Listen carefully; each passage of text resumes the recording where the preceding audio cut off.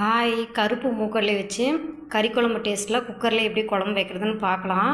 அதுக்கு ஃபஸ்ட்டு ஒரு paste ready பண்ணோம். அதை ஃபஸ்ட்டு வதக்கிக்கலாம். ஒரு ஸ்பூன் வர கொத்தமல்லி, அரை ஸ்பூன் சோம்பு, அரை ஸ்பூன் சீரகம், அரை ஸ்பூன் மிளகு, ஒரு சின்ன துண்டு பட்டை, ஒரு ஏலக்காய், ஒரு கிராம்பு. இது எண்ணெயில் ஓரளவுக்கு வதங்கினதும் 10 சின்ன வெங்காயத்தை இதோட சேர்த்து நல்லா மிக்ஸ் பண்ணி விட்டுக்கலாம்.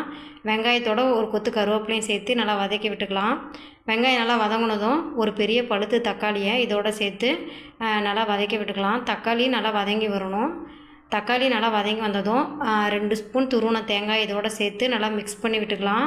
நல்லா மிக்ஸ் பண்ணதும் அடுப்பை ஆஃப் பண்ணிவிட்டு மஞ்சத்தூள், வெறும் மிளகாத்தூள், குழம்பு மிளகாத்தூள் இதெல்லாம் சேர்த்து நல்லா மிக்ஸ் பண்ணிவிட்டு ஃபேன் காற்றுல ஆற வச்சிட்டேன். இதை ஆறுற கேப்பில் குழம்பு தாளித்து விட்டுடலாம் அப்படின்ட்டு குக்கரை அடுப்பில் வச்சுட்டு எண்ணெயில் பெருஞ்சீரகம் போட்டு நல்லா பொரிஞ்சதும் பெரிய வெங்காயத்தை நல்லா பொடி பொடியாக கட் பண்ணி வச்சுருந்தேன். அதை இதோட சேர்த்து ஒரு கொத்து கருவேப்பிலை சேர்த்து நல்லா மிக்ஸ் பண்ணி விட்டுக்கலாம். ஒரு ஸ்பூன் இஞ்சி பூண்டு பேஸ்ட்டு சேர்த்துக்கலாம்.